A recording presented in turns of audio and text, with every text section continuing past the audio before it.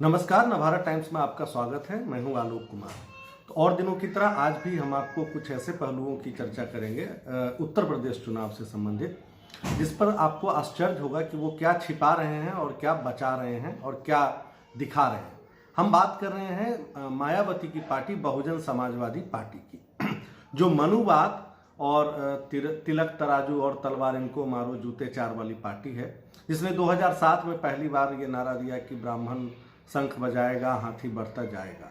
तो कैसे राजनीति में कुछ बयान अपच पैदा करते हैं और कैसे कुछ दलों की जो नीति है वो उसके सैद्धांतिक बुनियाद को ही तार तार करती हुई दिखाई देती है, इसकी एक झलक, एक बानगी हम आपको अभी सुनवाते हैं सतीश चंद्र मिश्रा के इस बयान से, जिनको अचानक लगने लगा है कि उत्तर प्रदेश में जो मनुवादी थे पहले, यानी ब्राह्मण, वो उत्पीड़ित समाज है, पीड़ित समाज है और उसका उत्पीड़न हो रहा है। जरा पहले सुन लीजिए सतीश चंद्र मिश्रा को।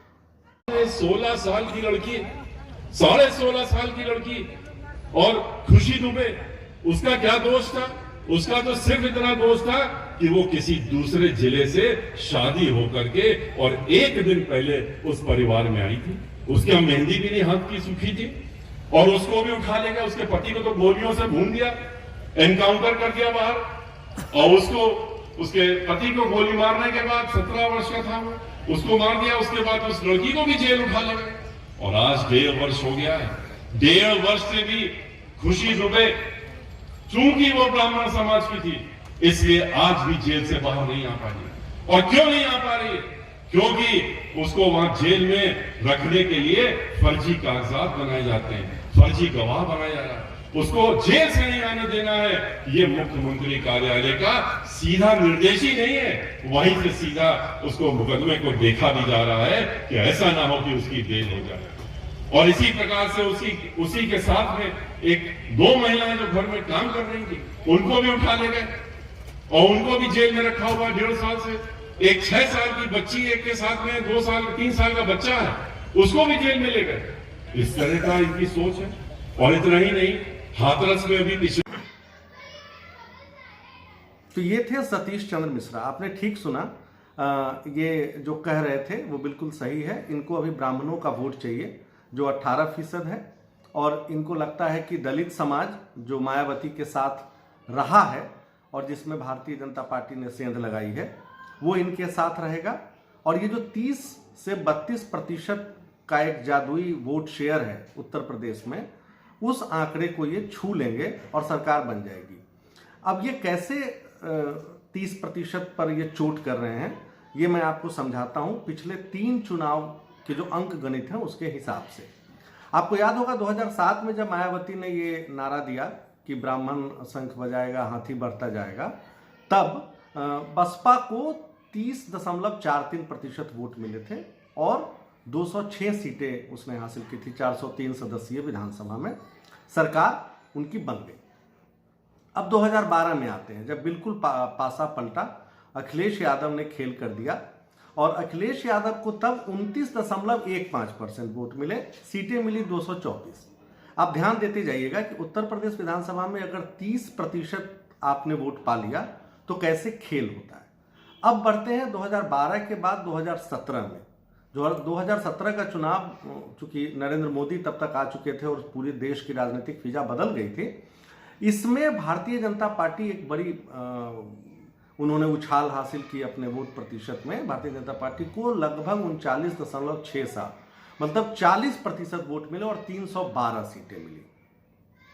अब देखिए क्या होता है। 2017 में बुआ और बबुआ जो थे वो साथ नहीं थे। हाँ, कांग्रेस और सपा, अखिलेश, मतलब यूपी के लड़के साथ थे। तो साथ देने के बावजूद जो समाजवादी पार्टी को मिले वोट 21.82 और बहुजन समाजवादी पार्टी को मिले 22.23%। अब अगर हम 2019 के चुनाव, लोकसभा चुनाव की बात करें, जिसमें अब एक ग्रांड अलायंस बना और बुआ और भतीजा दोनों साथ लड़े, उसमें क्या होता है, भारतीय जनता पार्टी का प्रतिशत और बढ़ता है, 49% हो जाता है और इनके जो वोट हैं वो वहीं के वहीं रह जाते हैं। 18 और 22 के बीच में दोनों पार्टियों को अलग अलग मिलता है। लेकिन अगर उन दोनों मतों को जोड़ दें, यानी वोट ट्रांसफर नहीं हो पाया होगा, लेकिन अगर जोड़ दें तो 36-40% का आंकड़ा तब भी बनता था अगर सपा और बसपा के वोट को जोड़ लें। तो इस बार के चुनाव में मायावती ने ये कोशिश की है कि सपा पर हमला मत करो, उनको रहने दो, क्योंकि उनको पता है कि सपा अगर वोट काट ले तो ये फायदा उनके लिए भी है कि 20% के बदले अगर 25% के आसपास सपा को वोट मिले। सपा को वोट मिलेगा कहां से? यादवों के वोट को अगर 11-12% जो भी दावा किया जाता है हटा दें तो ओबीसी जो एक मजबूत मोदी सपोर्टर्स हैं, उस कोर वोट बैंक के बीजेपी से तोड़ना मुश्किल है। तो लेकिन मायावती को उम्मीद है कि सपा उसमें सेंध लगा दे, 25% के आसपास वो ले ले और ये 30% का जादुई आंकड़ा किसी तरह हासिल कर लें, ब्राह्मणों का वोट मिल जाए, खुशी दुबे के नाम पे, अमर दुबे के नाम पे, हाथरस कांड के नाम पे, या जो भी और इनको लगता है कि ब्राह्मण उत्पीड़ित महसूस कर रहे हैं उत्तर प्रदेश में, और ये अपनी सरकार बना ले।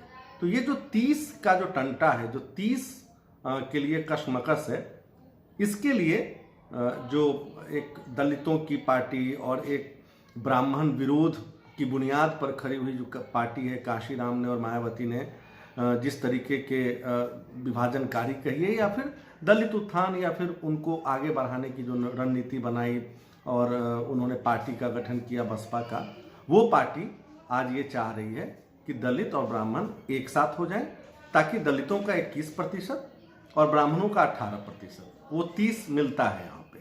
इसलिए आपको ये जो जमीन और आकाश के बीच का जो फर्क है बसपा की नीतियों में, वो आज आपको दिखाई दे रहा है। सत्ता जो न कराए। तो आगे भी हम आपको यूपी चुनाव से संबंधित जो बयान हैं और जो दावे हैं उसमें क्या नेता छिपा ले जाते हैं, क्या दिखाना चाहते हैं, दिखावटी तौर पर बताते हैं, ये बताते रहेंगे। तब तक के लिए नमस्कार।